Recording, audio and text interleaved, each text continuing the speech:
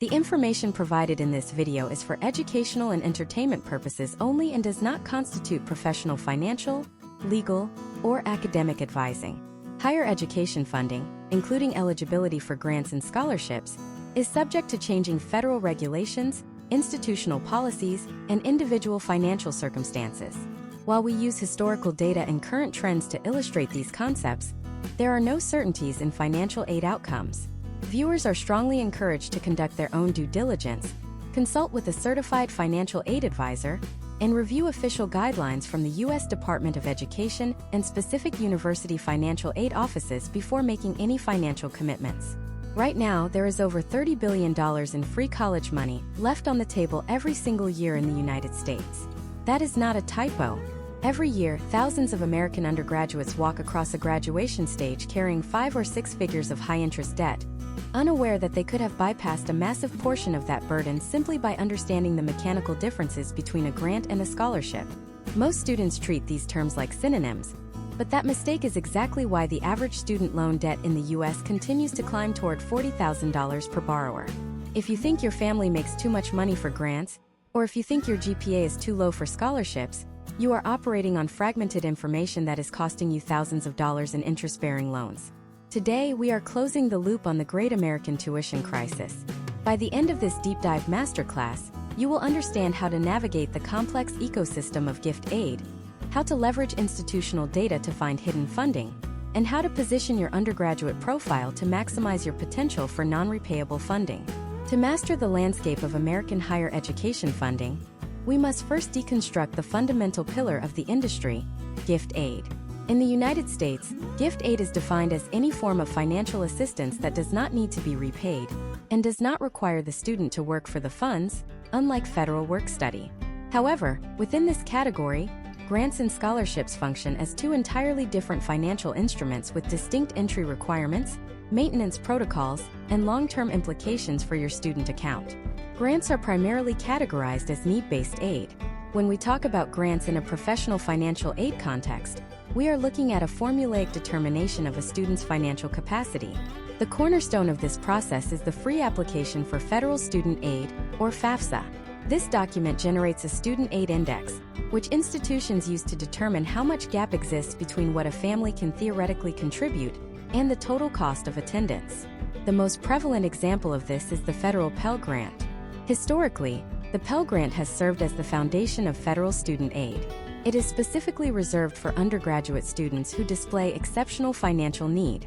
The potential outcomes of a Pell Grant award depend entirely on your enrollment status and your financial profile. For the 2025 to 2026 academic year, the maximum award amount is a critical figure to track, as it often dictates how much additional gap funding a student will need. Unlike a loan, this money is applied directly to your tuition or refunded to you for living expenses, provided you maintain basic academic progress. However, the federal level is only the first layer. Many students overlook state-funded grants.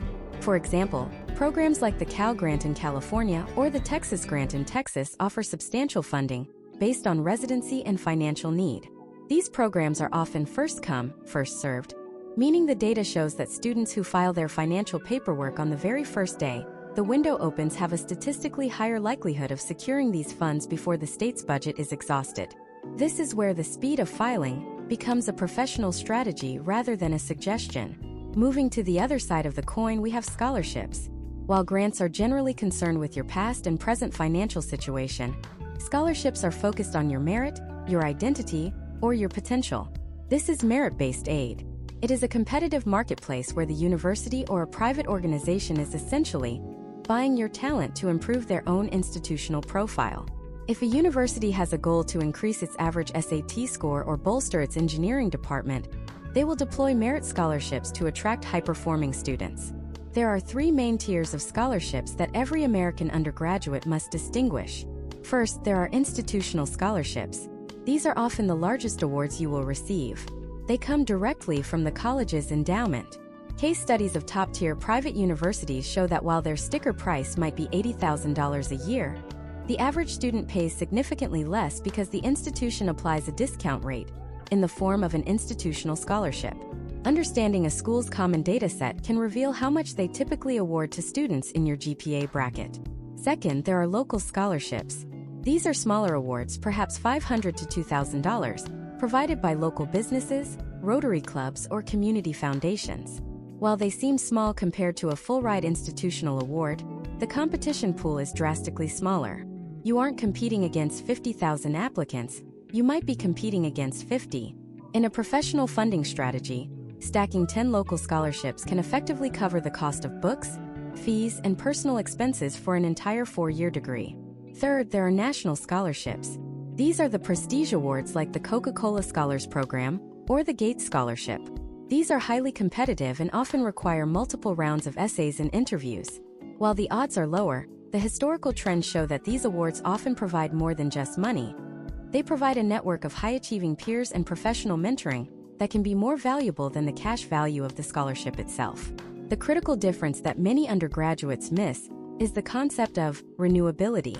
This is where the long-term financial health of a student is often decided. Most federal grants are renewed automatically as long as the student continues to demonstrate financial need on their annual FAFSA and maintains satisfactory academic progress. Scholarships, however, often come with strings attached. A scholarship might require you to maintain a 3.5 GPA, remain in a specific major, or participate in certain extracurricular activities. If your GPA slips to a 3.4, you don't just lose a point on your transcript, you could lose $20,000 in funding for the following year. This creates a high-stakes environment where academic performance is directly tied to financial solvency. Furthermore, we must address the phenomenon of scholarship displacement. This is a technicality that catches many students off guard. In some cases, if a student wins a large private scholarship, the university might reduce the amount of grant money they were planning to give that student.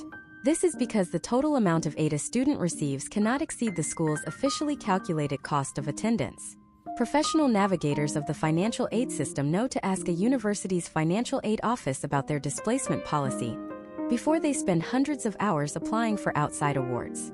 You want to ensure that your outside scholarships are replacing your self-help aid, such as loans or work study, rather than replacing your gift aid like grants. In this deep dive series, we are going to break down the exact mechanics of how you can identify which category you fall into and how to bridge the gap if you find yourself in the middle income trap, where you make too much for significant grants but don't quite have the elite merit stats for the top-tier scholarships. We will look at specific case studies of students who used narrow interest scholarships to fund their entire education and examine the data behind why some states have billions in unclaimed grant money every year. By the time we finish this 10-part masterclass, the confusion between grants and scholarships will be replaced by a clear, actionable roadmap for your undergraduate journey.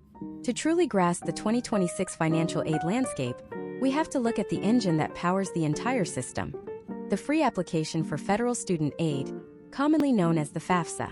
Imagine a student named Jordan, a high school senior in 2026 living in Columbus, Ohio. Jordan is looking at a mix of state schools and private universities. For Jordan, and for every undergraduate in the United States, the journey does not begin with a checkbook. It begins with data entry. The FAFSA is the gatekeeper because it calculates the Student Aid Index, or SAI. In years past, this was known as the expected family contribution, but the shift to the SAI represents a fundamental change in how the federal government analyzes a family's ability to pay for college. The SAI is a formulaic result that can range from -1,500 to a high positive number. This number is the single most important data point in your financial aid journey because it dictates your eligibility for every federal grant in existence. The formula for receiving grant money is deceptively simple. Cost of attendance minus Student Aid Index equals financial need. However, the depth of this calculation is where most families lose track of potential outcomes. Cost of attendance is not just the tuition bill you see on a university website. In a professional analysis, we look at the total sticker price, which includes tuition, mandatory student fees, on-campus housing or off-campus rent estimates, food or meal plans, books, supplies, equipment, transportation between home and school, and even personal miscellaneous expenses. For a school like the University of Michigan or a private institution like NYU in 2026, that cost of attendance can range from $35,000 to over $90,000 per year. If Jordan's SAI is $5,000, and the school's cost of attendance is $80,000, his calculated financial need is $75,000. This is the gap that grants and scholarships are designed to fill, but they do so in very different ways. Grants are the first line of defense in filling that $75,000 gap. At the federal level, the federal Pell Grant serves as the historical floor for gift aid. In 2026, the maximum Pell Grant award is determined by congressional budgeting and is adjusted for inflation and the cost of living. Historically, the Pell Grant has been reserved for students with an SAI between -1,500 and 0, though partial awards extend further up the income scale. For Jordan, if he qualifies for the maximum Pell Grant, he might see roughly $7,500 applied directly to his account. While this covers a fraction of an $80,000 bill, it is significant because Pell Grant eligibility often unlocks other forms of aid.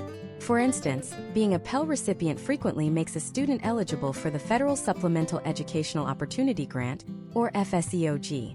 This is a campus-based grant, meaning the federal government gives a pool of money to the university, and the university's financial aid office decides how to distribute it.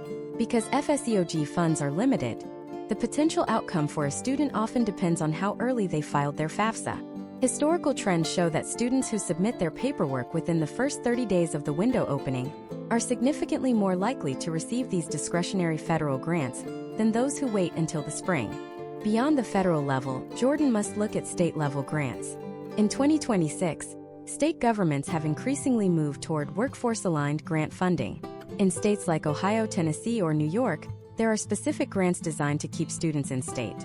These state grants often have residency requirements and may be tied to the student's choice of major. If Jordan chooses to study a high-demand field like nursing, cybersecurity, or renewable energy engineering, he may find himself eligible for state-specific grants that are not available to a liberal arts major.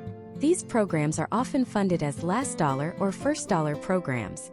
A last dollar grant, such as many of the College Promise programs seen in 2026, will cover the remaining balance of tuition only after all other federal grants have been applied. A first dollar grant is much more valuable, as it is applied to the bill first, allowing the student to use their federal Pell Grant for other expenses like housing and food.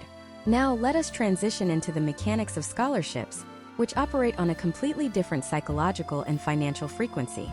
While grants are about your current financial state, scholarships are about your future value to the institution or the donor. In 2026, institutional discounting has reached an all-time high. Most colleges are using scholarships as a recruitment tool to shape their incoming class. This is where we see the merit-based strategy. If a university is trying to climb the rankings, they need students with high standardized test scores or exceptional GPAs. They will offer a merit scholarship to someone like Jordan even if he has no financial need. In this scenario, the scholarship is essentially a coupon or a price discount offered by the university to secure a high-value customer. Case studies of mid-tier private universities in 2026 show that they often have a discount rate of over 50%. This means that for every dollar they charge in tuition, they are giving more than half of it back in the form of institutional scholarships. For the undergraduate, the goal is to position oneself to be part of the demographic the school is currently targeting. This might be a geographic target, such as a school in New England looking for more students from the Midwest, or an academic target, such as a school looking to bolster its music department. However, there is a step-by-step process to stacking these awards that many students fail to execute. The professional approach to scholarship hunting in 2026 involves the triangle of tiers. At the base of the triangle are local scholarships. These are awarded by entities like the local Chamber of Commerce, small businesses in your hometown, or regional nonprofits. The data indicates that while these awards are smaller, ranging from $500 to $2,500, the win rate is significantly higher because the applicant pool is restricted by geography. The second tier consists of niche scholarships. These are based on specific identity markers, hobbies, or unique talents. There are scholarships for left-handed students, for students of specific ethnic backgrounds, for those who have overcome specific health challenges, or even for those who excel in specific video games or esports. In 2026, the growth of esports scholarships has become a significant factor for undergraduate funding. The top of the triangle is the National Merit Scholarships. These are the ones everyone knows, like the National Merit Scholarship Corporation Awards or the Coca-Cola Scholars. While the prestige is high, the competition is nationwide, making these the most difficult to secure. The real danger for Jordan, and for you, lies in the intersection of these two worlds. When you start winning scholarships, you might think you are simply adding money to your pocket. But in the next part of this masterclass, we have to talk about a phenomenon that can strip that money away before you ever see it. We are going to dive into the administrative trap of over-awarding and why receiving a $1,000 check from your local Rotary Club might actually result in your university taking away $1,000 of your grant money. This is the hidden reality of scholarship displacement, and if you do not know how to navigate the communication with your financial aid office, you could spend hundreds of hours writing essays for money that ends up going back to the university's bottom line instead of your tuition bill. We are also going to look at the exact dates in the 2026 calendar that act as dead zones for financial aid, and why missing a single institutional deadline by 24 hours can cost you an entire 4-year scholarship package. The stakes are high and the paperwork is dense, but the historical trends are clear. Those who master the mechanics of the FAFSA and the timing of scholarship applications are the ones who graduate without the anchor of debt. Prepare yourself, because we are moving from the theory of aid into the high-stakes world of strategic negotiation and displacement defense. Let us look at a specific scenario involving a student named Elena, who is entering her sophomore year at a private university in Massachusetts in the fall of 2026. Elena is a diligent student who spent her entire freshman year applying for outside scholarships. By April, she is thrilled to find out she won a $5,000 award from a national civic organization. She assumes this means her bill for next year will be $5,000 lower. However, when her financial aid package arrives in July, she notices something startling. Her institutional need-based grant, the money the university was giving her from its own pocket, has been reduced by exactly $5,000. Her total out-of-pocket cost has not changed by a single cent. This is the reality of scholarship displacement, a policy practiced by many institutions across the United States.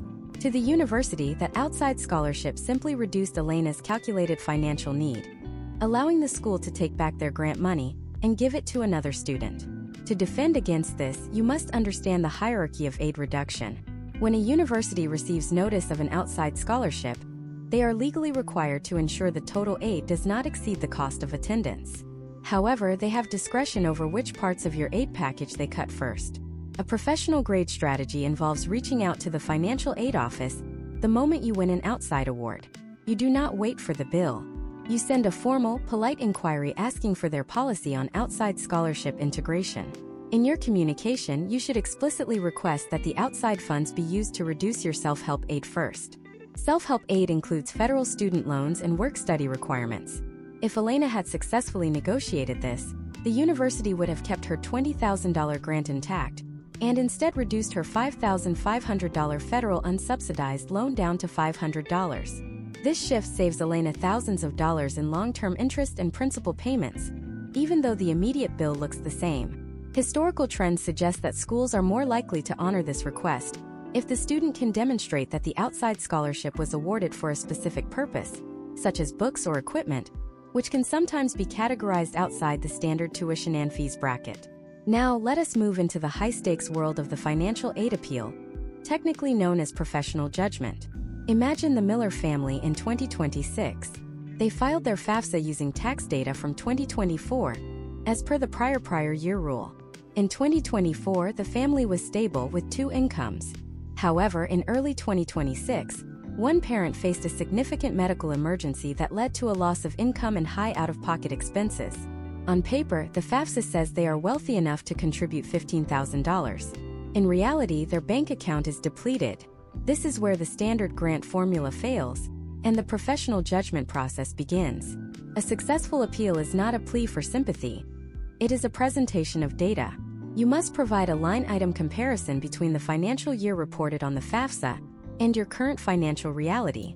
Step 1 is to gather your documentation: termination letters, final pay stubs, medical bills not covered by insurance, or receipts for unreimbursed moving expenses for a new job.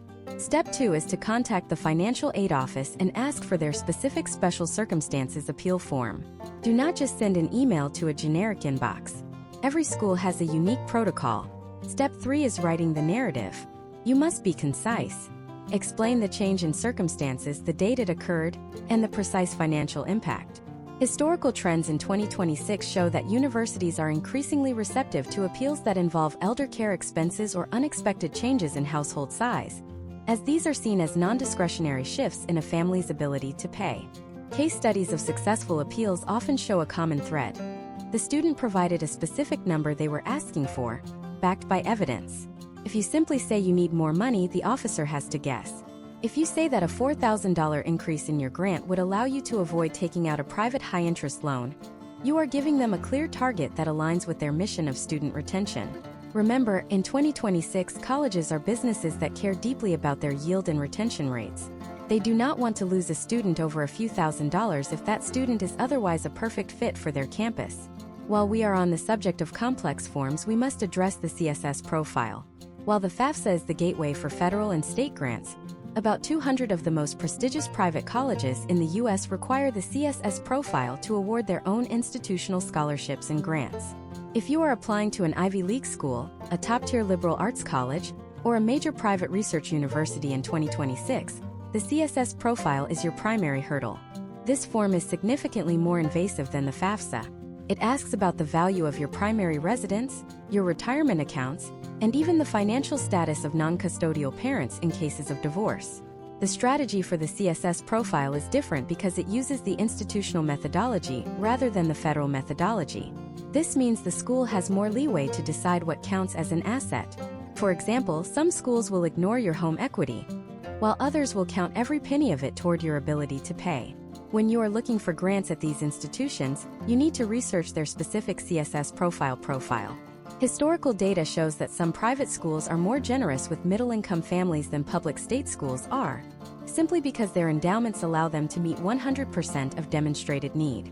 This leads to the shocking but true outcome where a $90,000 private school can actually be cheaper than a $30,000 state school once the institutional grants are applied.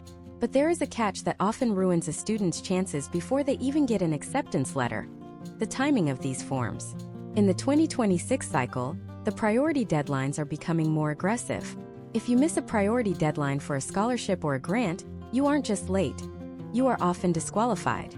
We have seen cases where a student with a perfect GPA and extreme financial need receives zero institutional aid because they filed their CSS profile on February 15th instead of February 1st. In the eyes of the financial aid office, the pot of money for that year was already allocated to the students who met the deadline. This brings us to a critical realization: mastering the difference between grants and scholarships is useless if you don't master the calendar. In the next part of this masterclass, we are going to break down the 2026 to 2027 academic funding timeline. We will explore the Goldilocks window, that specific 14-day period where your application has the highest statistical probability of being fully funded. We are also going to look at the waitlist trap, and why being waitlisted for admission can often mean you are effectively waitlisted for money, even if you are eventually accepted. If you want to avoid the panic of a July tuition bill you can't pay, you need to see exactly how the clock works against you, and how to turn it into your greatest advantage. We are moving from the paperwork to the calendar, and the deadlines are closer than you think. The calendar is the most underestimated weapon in the financial aid arsenal of an American undergraduate. In the professional world of academic funding, time is not a neutral factor. It is a decaying asset. To understand why, we have to look at the fiscal behavior of state governments and university endowments. Imagine Alex, a high school senior in Seattle, Washington, in March 2026. Alex is currently receiving acceptance letters from several high-tier universities. However, when Alex opens the financial aid portals, the numbers are disappointing. Despite having a high GPA and a moderate family income, the gift aid offered is thousands of dollars lower than what the online net price calculator suggested 6 months ago. The reason for this discrepancy is almost always a failure to hit the Goldilocks window. In the 2026 funding cycle, the FAFSA and the CSS profile typically open on October 1st of the previous year. While the federal government has a very late deadline for FAFSA submission, often extending into the following summer, the professional reality is that the real deadline is the first 14 days of October. Historical trends indicate that students who file their FAFSA within this 2-week window have a statistically higher potential outcome for securing state-level grants. This happens because of a principle known as first-in, first-out accounting. Most state-funded grants, such as the Washington College Grant or the Pell Grant in California, operate on a finite budget.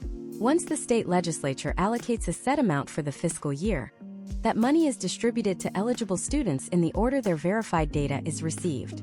If Alex waits until January 2026 to file, even if he is technically eligible, the state may have already committed its entire 2026 to 2027 budget to students who filed in October 2025. In this case, Alex is not denied because he isn't needy. He is denied because the vault is empty. Step by step, the 2026 to 2027 academic funding timeline follows a rigid path that begins long before a student ever sets foot on campus. The first milestone is October 1st, the launch. This is when the FAFSA goes live. A professional strategy involves having your 2025 tax returns and all asset documentation prepared in September. By submitting on day 1, you ensure your data is at the front of the line for both federal Pell Grants and state-specific gift aid. The second milestone occurs between November 1st and November 15th, the institutional priority deadlines. Many of the most prestigious universities in the United States, including those in the Ivy League and major public flagships like the University of North Carolina at Chapel Hill, have a separate, earlier deadline for financial aid than they do for general admission. If you apply for regular decision admission in January, but miss the November priority financial aid deadline, you may still get accepted into the school, but you will have effectively disqualified yourself from the university's most lucrative institutional grants. Case studies of students at mid to large public universities show that those who miss priority deadlines often receive only federal loans, while those who met the deadline with the exact same financial profile received 5-figure institutional scholarships. The third milestone is the private scholarship peak, which runs from December through February. This is the period where national organizations like the Jack Kent Cooke Foundation or the Dell Scholars Program close their applications. Undergraduates often make the mistake of waiting until they are accepted to a college before searching for scholarships. In the professional funding cycle, this is a fatal delay. By the time you receive your college acceptance in March 2026, the application windows for over 70% of high-value private scholarships for the 2026 to 2027 year have already closed. This brings us to the high-stakes scenario known as the waitlist trap. Imagine if Alex is waitlisted at his top choice school, a private university in Boston, in March 2026. He spends the next 2 months sending letters of continued interest, and finally, in mid-May, he receives an email saying he has been admitted from the waitlist. Alex is ecstatic, but there is a hidden financial catch. Because the university has already sent out its initial wave of financial aid packages in March, and because the majority of those students have already committed to attending, the university's pool of discretionary scholarship money is often exhausted. Historical trends show that students admitted from the waitlist are frequently offered gapped financial aid packages. A gap package is one where the university acknowledges the student's financial need, but does not provide enough gift aid to cover it, leaving a massive gap that must be filled by private, high-interest loans. For Alex, getting into his dream school off the waitlist might feel like a victory, but without the availability of the grants that were distributed in March, the potential outcome is a debt-heavy education that may not be financially sustainable.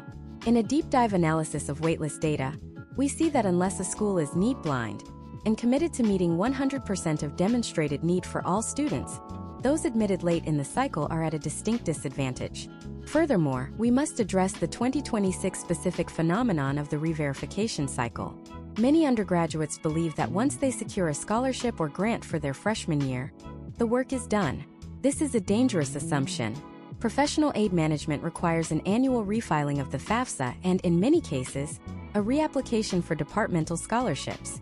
For example, a student majoring in mechanical engineering might receive a $5,000 scholarship from the College of Engineering during their freshman year. However, if that student does not submit a renewal application or maintain a specific departmental GPA by the March 1st deadline of their sophomore year, that money disappears. Data from university registrars suggests that a significant percentage of student attrition between sophomore and junior year is not due to academic failure, but due to the loss of Year 1 only scholarships that the student failed to replace or renew. To navigate this, a professional undergraduate maintains a scholarship ledger. This is a step-by-step tracking system that lists every source of funding, its renewal requirements, its specific deadline, and the contact information for the donor or department. You cannot afford to rely on the university to remind you to ask for money. You must be the primary driver of the process. But what happens when you do everything right? You hit every deadline. and you still find yourself facing a massive bill because your family's income is in that difficult middle zone. You are not poor enough for the Pell Grant, but you are not wealthy enough to write a check for $60,000. This is where we move beyond the standard forms and into the world of identity and niche funding.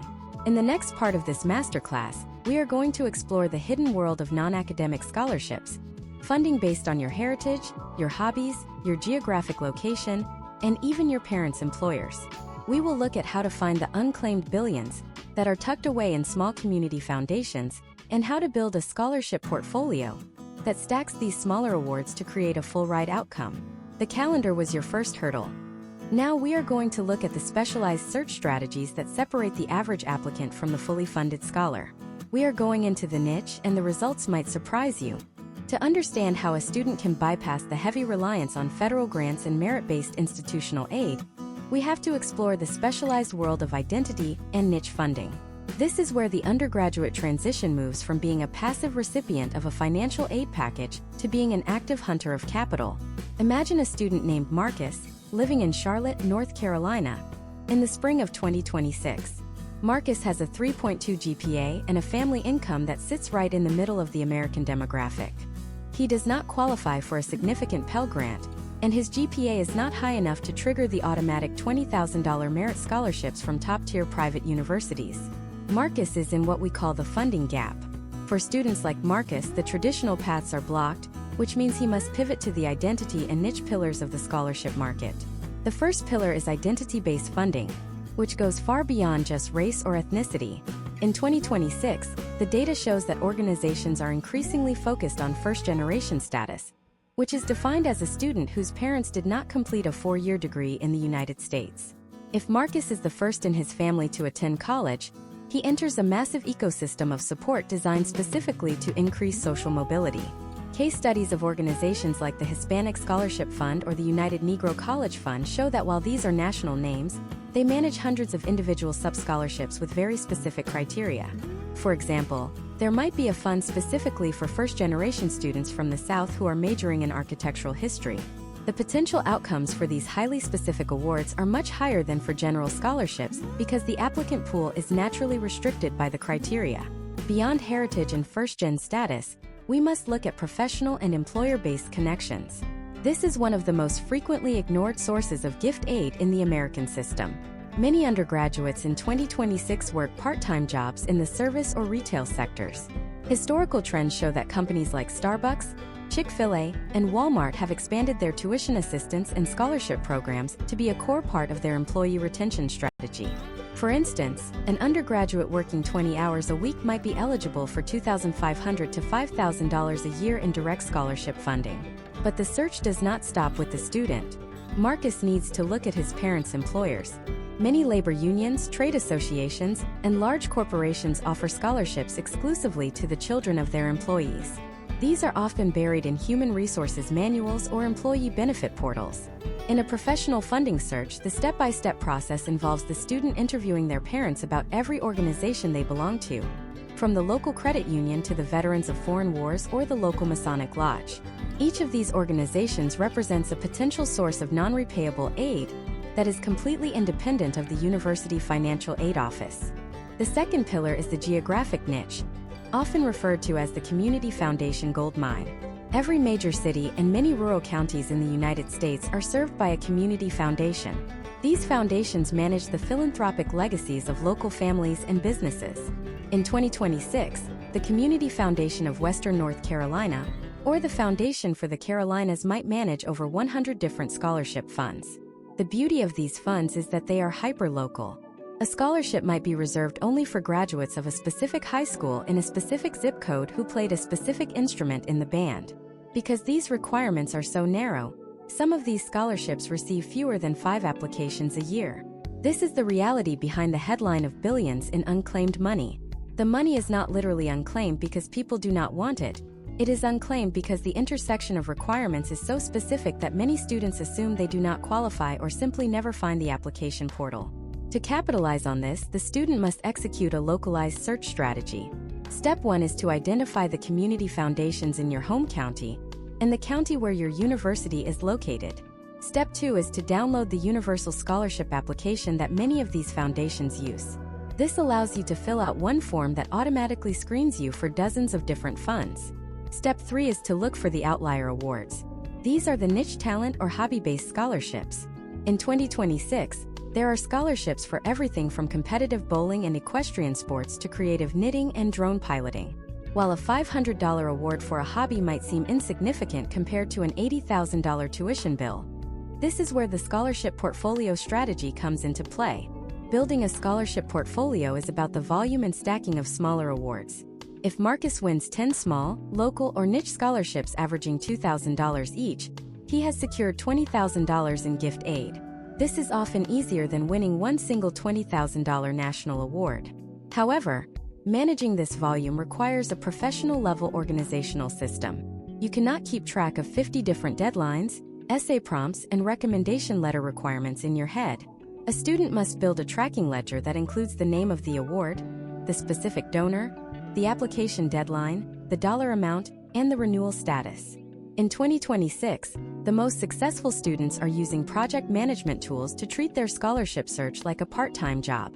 They dedicate 5 hours a week to researching, drafting, and submitting. Another critical aspect of the niche market is the professional association scholarship.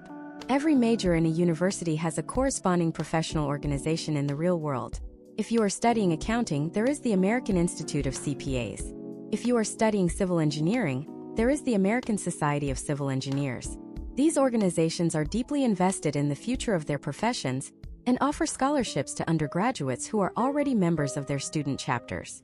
The historical trends show that these organizations often struggle to find enough applicants because students do not realize they can join these professional bodies while still in college. By joining early, Marcus not only gains access to exclusive grants, but also starts building a professional network that will be vital for his career after graduation. As we look at the diversity of these funding sources, we must address the emotional and psychological barrier that stops many students. The imposter syndrome of the scholarship world leads many undergraduates to believe that if they are not the valedictorian or a star athlete, they have no chance. The data contradicts this. Most scholarship donors are looking for specific traits: resilience, community involvement, or a clear vision for how the degree will be used to help others. They are not looking for a perfect person. They are looking for a person who fits their specific mission. This is why the way you tell your story is just as important as your financial need or your GPA. We have now covered the mechanics of the FAFSA, the dangers of displacement, the timing of the calendar, and the vast world of niche and identity funding. But even if you find the perfect scholarship and you meet every deadline, there is one final hurdle that separates the winners from the applicants: the narrative. In the next part of this masterclass, we are going to go inside the minds of scholarship selection committees. We are going to break down the exact structure of a winning scholarship essay in 2026. We will look at why the sob story approach often fails and why the visionary approach is the new gold standard for securing high-value awards. We are moving from finding the money to winning the money, and the secret lies in how you handle the written word. If you have ever struggled to answer the prompt, "Why do you deserve this scholarship?" the next section will change your entire perspective on self-advocacy in the academic marketplace. The shift from being a scholarship applicant to becoming a scholarship recipient is almost entirely dependent on a psychological pivot in how you present your narrative. In the professional world of academic funding in 2026, scholarship committees are no longer just looking for the student with the highest need or the most impressive extracurricular list. They are looking for an investment with a high probability of social or professional return. To win, you must stop viewing yourself as a petitioner and start viewing yourself as a partner in the donor's mission. Imagine a student named Sarah, an undergraduate in Orlando, Florida, entering her junior year in 2026. Sarah is an environmental science major with a solid 3.4 GPA. She is applying for a $10,000 scholarship from a regional sustainable energy foundation. Sarah has two potential drafts for her personal statement. Draft A is what we call the struggle-centric narrative. It focuses on the rising cost of rent in Central Florida, the difficulty of balancing a part-time job with lab work, and the general financial stress of being a student.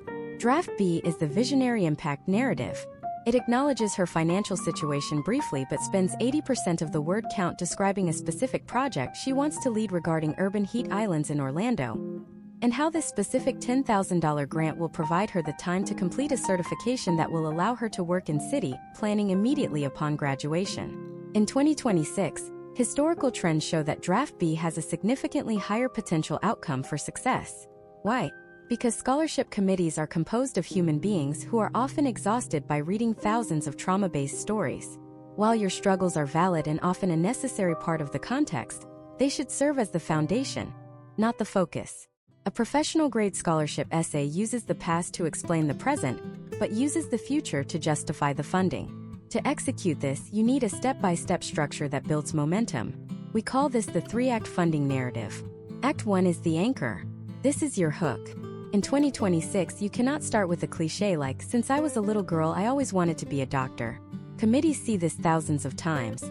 Instead, start with a specific, high-stakes moment of realization.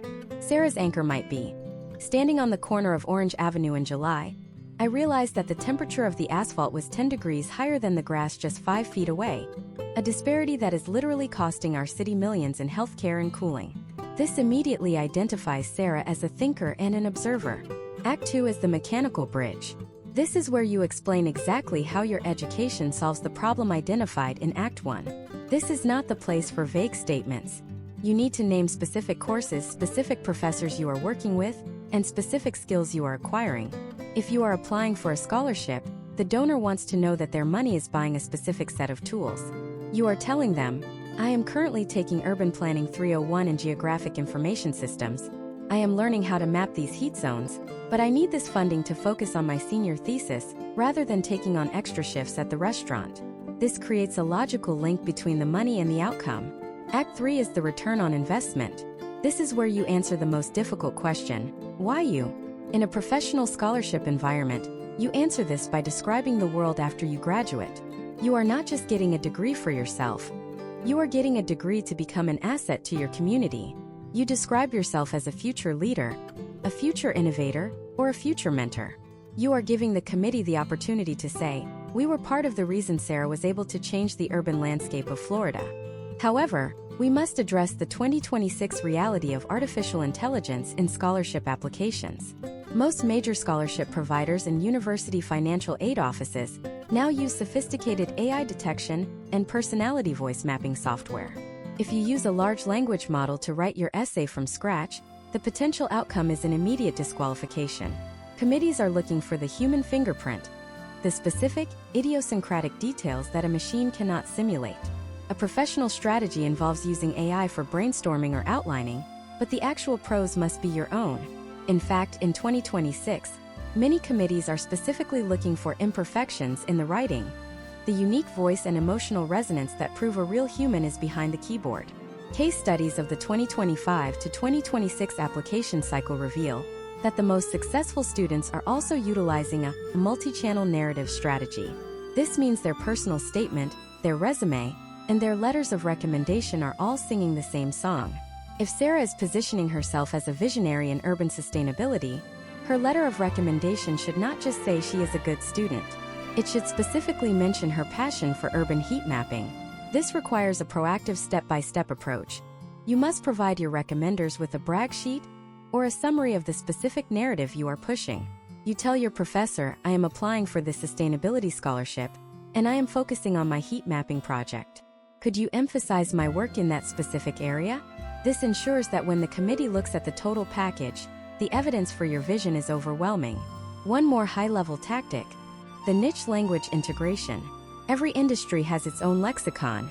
If you are applying for a scholarship in nursing, you should use terms relevant to the 2026 healthcare landscape, such as telehealth integration or patient-centered informatics.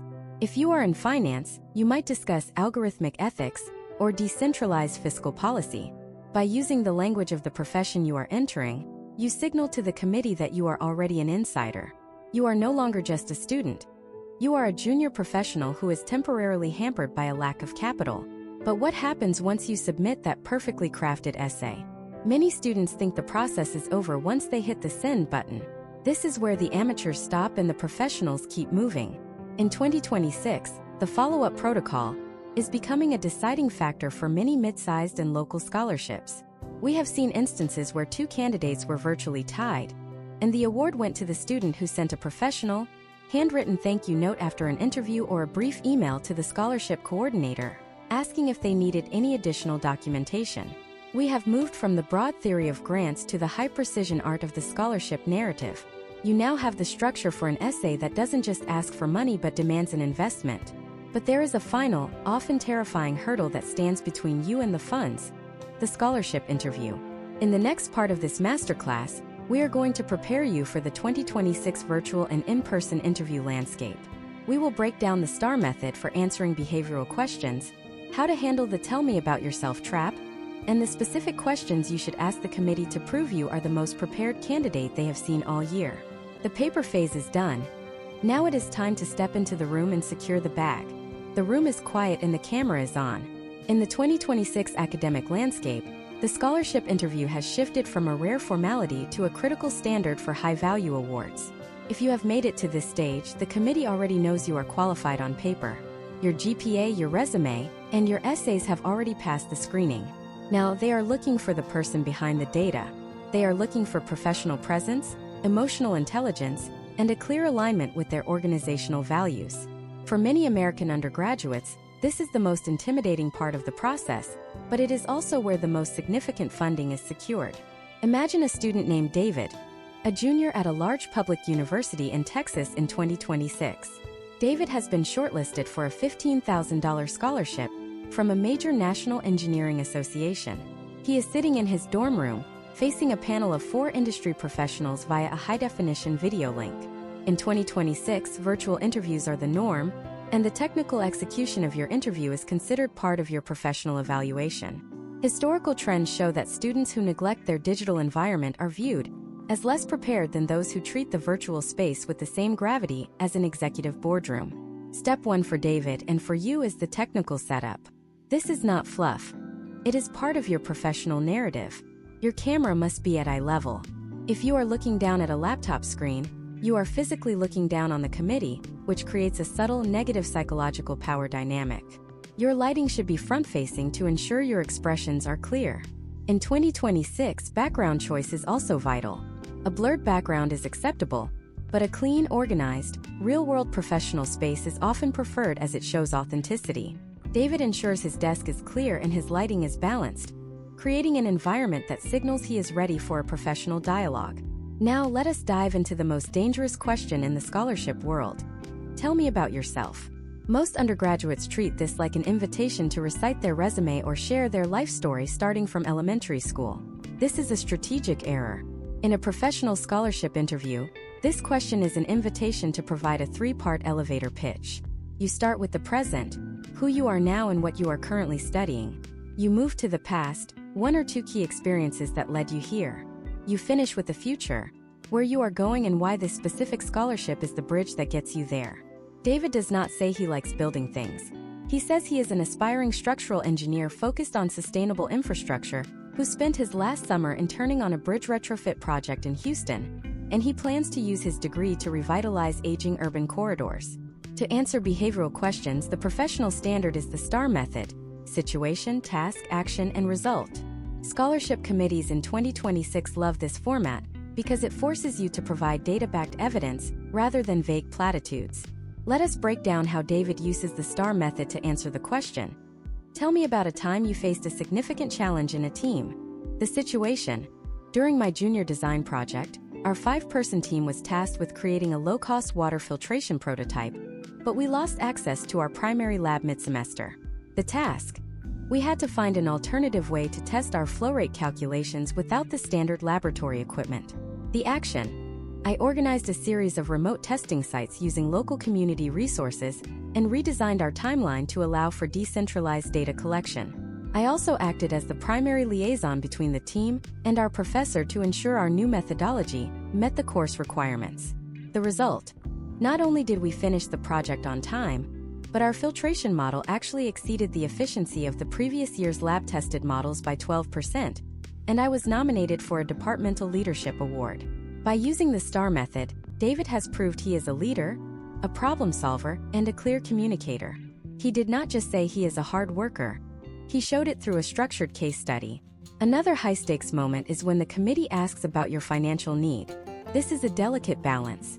You must be honest about your situation without appearing desperate. The goal is to frame the scholarship as an investment that will unlock your potential. Instead of saying, "I cannot afford college without this," David says, "this funding will allow me to reduce my off-campus work hours from 25 to 0, which will enable me to dedicate that time to the university's undergraduate research program." He is showing the committee that their money will directly purchase more time for his academic and professional growth. As the interview nears its end, you will inevitably be asked, "Do you have any questions for us?" In 2026, saying no or asking a basic question about the deadline is a missed opportunity. A professional candidate uses this time to conduct reverse interviewing. This shows you are deeply interested in the organization's mission.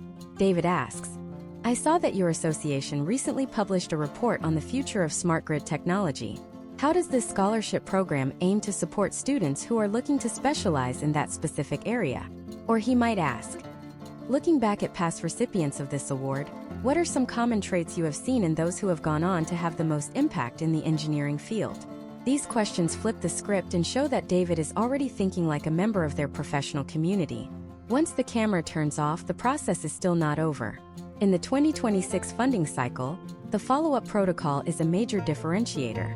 Historical trends suggest that while a thank you note may not change a failing score, it can be the tiebreaker between two exceptional candidates. Within 24 hours, David sends a personalized email to the scholarship coordinator. He does not use a generic template. He mentions a specific point from the conversation, perhaps a piece of advice one of the panelists gave him or a specific project they discussed. This reinforces his professional presence and keeps his name at the top of the committee's mind as they move into their final deliberations. We have now covered the entire life cycle of the scholarship and grant process, from the initial FAFSA filing to the high-stakes final interview. You have the tools to find the money, the strategy to win the money, and the narrative to secure the money. But there is one final, often overlooked reality that every American undergraduate must face. Getting the money is only half the battle. If you do not understand how that money is dispersed and how the Internal Revenue Service views your gift aid, you could be in for a very expensive surprise during tax season. In the next part of this masterclass, we are going to look at the post-award environment. We will discuss the taxation of scholarships, the rules for using grant money on non-tuition expenses like housing and food, and how to manage a large influx of funding without losing your eligibility for the following year. The money is coming, and you need to be ready to handle it like a professional. Winning a major scholarship or securing a high-value grant feels like crossing the finish line, but in the professional world of academic finance, it is actually the starting gun for a complex administrative phase. In 2026, the way you manage these funds will determine whether that money remains a blessing or becomes a logistical and tax-related burden. Most undergraduates assume that because the money is labeled a gift, it is invisible to the government and the university's internal auditors. This is a critical misconception. To navigate the post-award environment, you must understand the mechanics of disbursement, the rigid definitions of qualified expenses, and the vigilant eye of the Internal Revenue Service. Imagine a student named Chloe, an undergraduate at a major research university in Illinois in the spring of 2026. Chloe has just been awarded a $25,000 private scholarship, in addition to her $7,000 federal Pell Grant. On paper, Chloe is set. However, the first hurdle she faces is the disbursement sequence. Most scholarship and grant funds do not arrive as a check in your personal mailbox. Instead, they are sent directly to the university's bursar or student accounts office. The university then applies these funds to your outstanding balance for tuition, mandatory fees, and on-campus housing. If there is money left over after the university has taken its cut, the school issues what is known as a refund check or a financial aid residual. For Chloe, after her $20,000 tuition and fees are paid, she receives a $12,000 refund deposited into her bank account. In 2026, this moment is a trap for the unprepared. Many students see this five-figure balance and view it as discretionary income. However, the IRS has a very different perspective. Under Section 117 of the Internal Revenue Code, only the portion of a scholarship or grant used for qualified education expenses is tax-free. Qualified expenses are strictly defined as tuition, fees, books, supplies, and equipment required for your courses. This means if Chloe buys a $2,000 high-end laptop that is explicitly required for her computer science curriculum, that money is tax-free. However, the money she spends on her dorm room, her meal plan, her transportation back to her hometown, and her basic living expenses is considered non-qualified. Historical trends show that the IRS treats any scholarship money used for room and board as taxable income. Chloe must report that $12,000 refund minus her book costs as income on her 2026 tax return. For an undergraduate who has never filed taxes, failing to set aside a portion of that refund for potential tax liability can lead to a significant financial shock the following April. To manage this like a professional, Chloe must execute a step-by-step documentation strategy. First, she creates a dedicated digital folder for every receipt related to her education. This includes the syllabus for every class, which serves as proof that a specific book or piece of software was a requirement. Second, she monitors her Form 1098-T. This is the document the university will send her in early 2027. In 2026, the 1098-T remains the primary data point for tax compliance. Box 1 shows the amount paid for qualified tuition, and Box 5 shows the total amount of scholarships and grants received. If the number in Box 5 is higher than the number in Box 1, the difference is generally considered taxable income. By tracking her own receipts, Chloe can defend her calculations if her version of qualified expenses includes required lab fees that the university didn't bundle into Box 1. Beyond the tax implications, Chloe must navigate the strict maintenance protocols of her funding, collectively known as Satisfactory Academic Progress, or SAP. Every federal grant and almost every institutional scholarship in 2026 is contingent upon SAP. The university's financial aid office is required by federal law to monitor 3 specific metrics: GPA, pace of completion, and maximum time frame. The GPA requirement is usually a minimum of a 2.0 on a 4.0 scale, though many merit scholarships require a much higher 3.0 or 3.5. The pace of completion requires that Chloe successfully completes at least 67% of the credits she attempts. If Chloe gets overwhelmed and decides to drop 3 out of her 5 classes, her pace of completion drops below the threshold, and the university may be legally required to suspend her grant eligibility for the following semester. The maximum time frame rule states that a student cannot receive federal aid for more than 150% of the published length of their program. For a 4-year degree, Chloe has a maximum of 6 years of eligibility. If she changes her major 3 times and finds herself entering her 7th year of undergraduate study, her grants will vanish regardless of her financial need. Case studies of students who lose their funding mid-degree often show a common failure point: the lack of a warning response plan. Most universities will issue a financial aid warning for 1 semester if a student falls below SAP. This is a one-time grace period. A professional undergraduate treats a warning like an emergency. They immediately engage with academic advising, tutoring services, and the financial aid office to create an academic plan that restores their eligibility.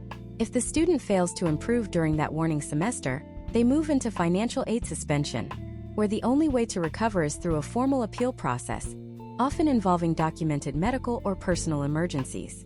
Another high-level administrative reality Chloe must face is the impact on future aid. Because the FAFSA uses tax data from 2 years prior, a large taxable scholarship refund in 2026 could potentially increase Chloe's student aid index for the 2028 academic year. In the eyes of the FAFSA formula, that scholarship refund looks like earned income. However, there is a technicality that professional aid planners use. On the FAFSA, there is a specific line item where you can report the amount of taxable scholarship aid included in your adjusted gross income. By correctly reporting this, Chloe ensures the government knows that money was a one-time educational gift, rather than a recurring salary, preventing a spike in her SAI that could disqualify her from future grants. Finally, we must address the phenomenon of donor relations and stewardship. In 2026, many private scholarship donors are looking for more than just a recipient. They are looking for an ambassador. If Chloe's $25,000 award came from a private foundation, they likely expect an annual impact report. This isn't just a polite thank you note. A professional impact report includes Chloe's current GPA, a summary of the classes she completed, and a narrative about how the funding allowed her to participate in research or community service. Historical trends suggest that students who maintain a strong relationship with their donors are frequently invited to apply for additional renewal grants or are connected with professional internship opportunities within the donor's network. In this way, Chloe's scholarship becomes a career-building asset rather than just a tuition payment.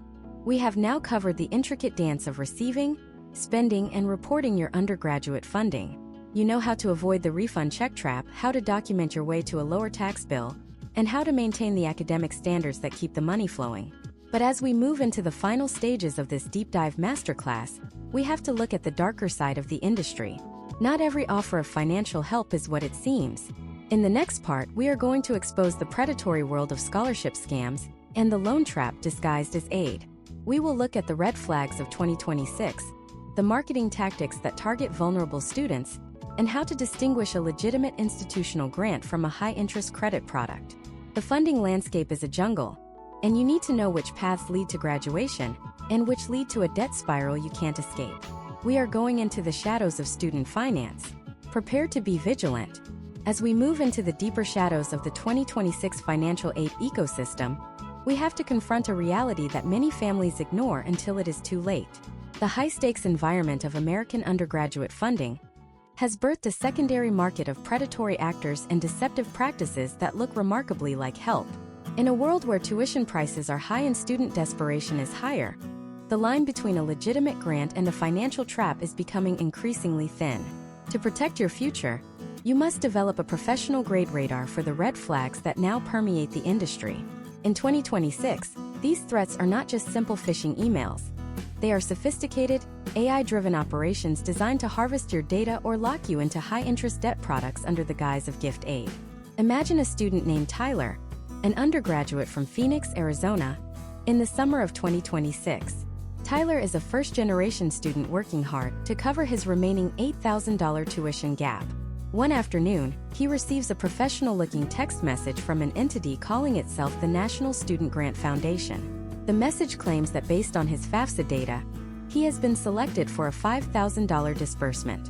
All he needs to do is click a link to verify his identity and pay a one-time $75 administrative processing fee. To an untrained eye, $75 seems like a small price to pay for $5,000. But in the professional world of student finance, this is a classic fee-based scholarship scam. Historical trends show that legitimate grants and scholarships never, under any circumstances, require an upfront payment to release funds. If a scholarship requires an application fee, a processing fee, or a tax disbursement fee, it is not a scholarship. It is a fraudulent transaction. For Tyler, clicking that link would not only lose him $75, but it would also give a malicious actor access to his social security number and his FAFSA credentials. The first step-by-step defense against these scams is the verification protocol. In 2026, you must verify the source of every offer through official channels. If you receive an offer that claims to be from the government, check the URL. It must end in .gov. If it claims to be from a university, it must end in .edu. Furthermore, legitimate federal and state grants will never reach out to you via text message or social media DMs to ask for money. If you receive a notification for an award you did not apply for, it is almost certainly a scam. The federal government does not conduct random lotteries for grant money. They use the data you submitted in your FAFSA. However, the scams are not always external. Sometimes, the deception is baked into the very documents you receive from the schools themselves. This is the phenomenon of the loan trap disguised as aid. In 2026, university financial aid notifications, or FANs, have become notoriously difficult to read. A common tactic used by some institutions is to bundle grants and loans into a single category labeled financial aid. Case studies of mid-tier private universities show that an award letter might say, "Your total financial aid is $45,000. A student sees this and thinks their tuition is covered. But when you look at the line item details, only $5,000 is a grant. The other $40,000 consists of Parent Plus loans and private student loans with variable interest rates that can climb as high as 12 or 15%. This is not aid in the gift sense. It is a high-cost financial product. Professional aid navigators know that the only numbers that matter are those labeled grant or scholarship. If it says loan, it is a debt obligation that will follow you for decades. A step-by-step breakdown of a 2026 award letter requires you to categorize every line item into two columns: gift aid and self-help aid. Gift aid is your Pell Grants, state grants, and institutional scholarships. Self-help aid is your work study and your loans. Subtract your gift aid from the total cost of attendance. If the remaining number is higher than you can afford, the school is essentially gapping you. Accepting a package that is heavy on loans just because the school labeled it as aid is the fastest way to enter a debt spiral. Another emerging threat in 2026 is the scholarship matching service subscription scam. These are websites that claim to use proprietary AI algorithms to find you hidden money that nobody else knows about, but they require a monthly subscription fee of $20 or $30. Data shows that these sites are almost always just scraping publicly available data from free sources like the U.S. Department of Education Scholarship Search Tool or reputable free sites like Big Future. These paid services often sell your data to third-party advertisers, leading to a flood of predatory private loan offers in your inbox. In a professional strategy, you never pay for information that is legally required to be public. We also have to address the front-loading strategy, which is a legal but highly deceptive practice used by many four-year institutions. Imagine if Tyler gets a $15,000 institutional scholarship for his freshman year. He is thrilled and enrolls. But in his sophomore year, that scholarship is reduced to $5,000 without any change in his financial situation or his GPA. This is because many schools offer high recruitment scholarships to get students through the door, knowing that once a student has completed their first year, they are statistically unlikely to transfer even if the price goes up. To defend against front-loading, you must ask the financial aid office a specific professional question before you deposit. Is this award renewable for all 4 years? And if so, what are the specific criteria to maintain the full amount? If the answer is vague or if the scholarship is labeled as a one-time freshman award, you must calculate your total 4-year cost based on the lower amount. Historical trends suggest that students who fail to account for the sophomore slump in aid often find themselves forced to take out emergency private loans in their 3rd and 4th years just to finish their degrees. Finally, in the 2026 landscape, we are seeing the rise of financial aid optimization services. These are consultants who claim they can legally hide your assets to lower your student aid index and increase your grant eligibility. While there are legitimate ways to manage your finances, many of these optimization strategies involve buying complex insurance products or moving money into accounts that have high fees and low liquidity. In many cases, the fees paid to the consultant and the cost of the products exceed the amount of extra grant money the student receives. Furthermore, the FAFSA has strict anti-fraud measures.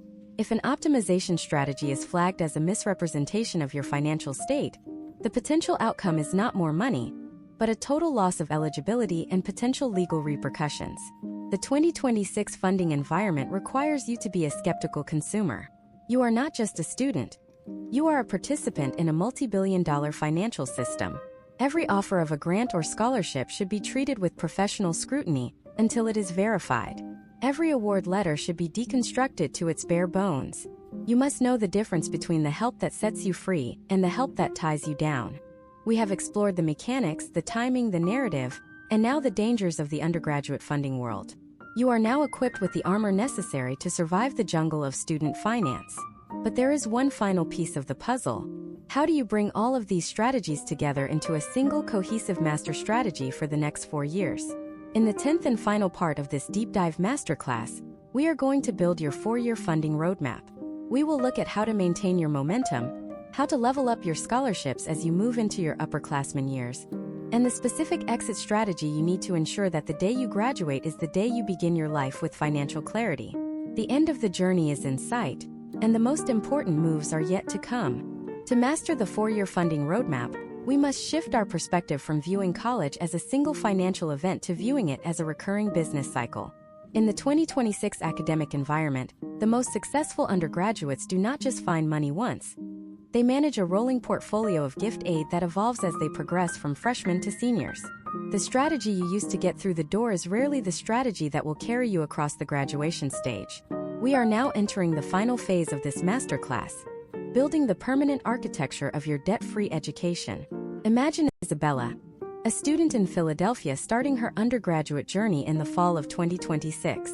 Isabella is an aspiring biomedical engineer at a university where the total cost of attendance is $75,000 a year. In her freshman year, she secured $40,000 in a mix of federal Pell Grants and institutional merit scholarships. She still has a $35,000 gap.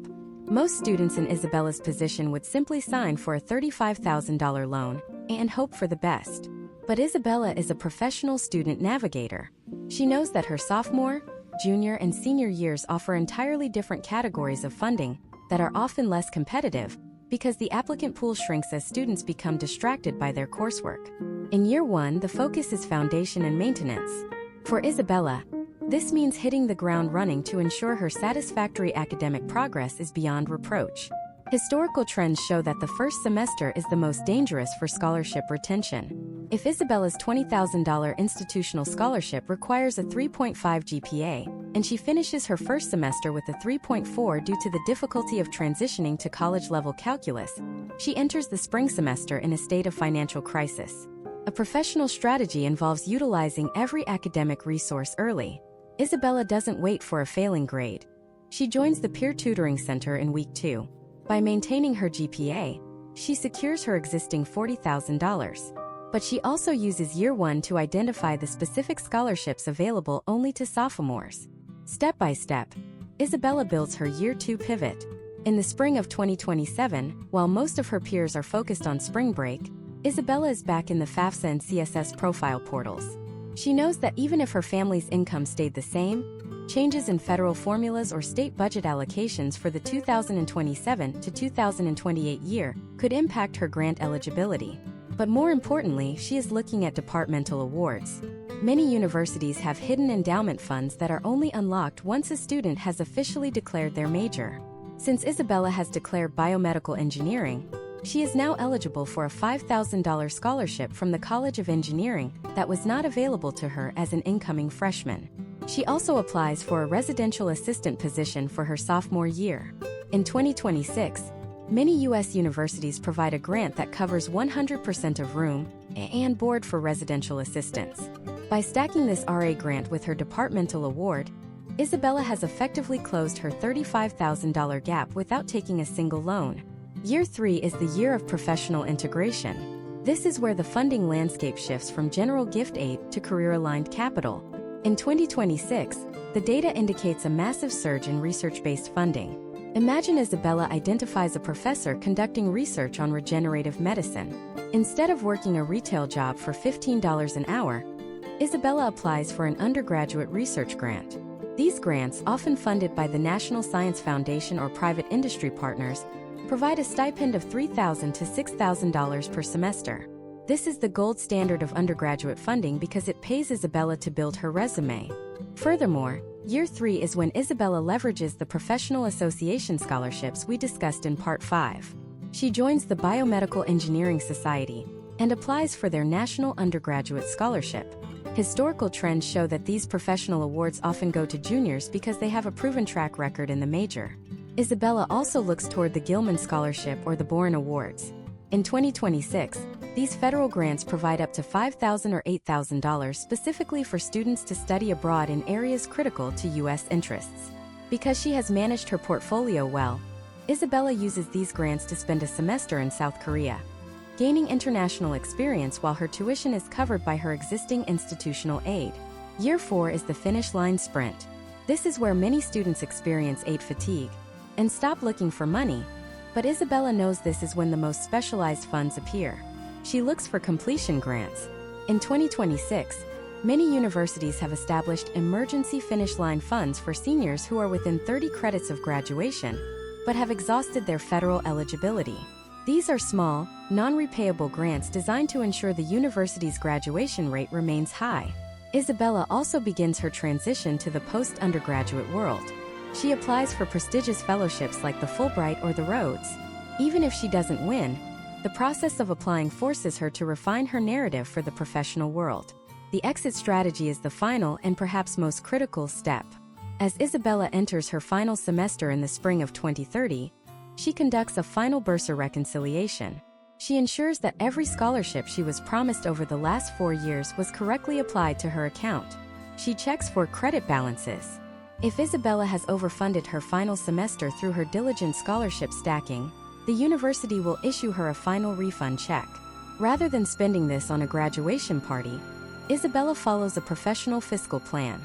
She sets aside the portion that may be taxable, as we discussed in Part 8, and uses the rest as launch capital for her first apartment or to pay down any small subsidized loans she may have taken in her first year before she mastered the stacking method. Case studies of students who follow this 4-year roadmap show a staggering difference in potential outcomes. A student who relies solely on their initial financial aid package and fills the gaps with loans will graduate with an average of $37,000 in debt and a monthly payment that can exceed $400. A student like Isabella, who actively manages her funding portfolio every single semester, can graduate with zero debt and a surplus of professional experience. The difference is not talent or luck. It is the systematic application of the data and strategies we have covered in this deep dive masterclass. You now have the full 10-part blueprint. You know how to decode the FAFSA, how to defend against displacement, how to write a visionary narrative, how to ace the interview, and how to manage the tax and administrative reality of your funds. You are no longer a passive participant in the high-cost world of American higher education. You are a strategic architect of your own future. But while you have mastered the art of getting through college for free, a new challenge is already appearing on the horizon. What happens when you enter the workforce in 2030? How do you protect the financial freedom you just earned? In our next series, we are going to dive into the high-stakes world of new graduate salary negotiation and the 2026 career entry strategy. We will show you how to leverage your debt-free status to take professional risks that your peers cannot afford, and how to turn your undergraduate research and scholarship wins into a starting salary that is 20% higher than the industry average. The education was just the beginning. Now it is time to build the wealth. Stay tuned for the next masterclass where we take your financial clarity into the global marketplace.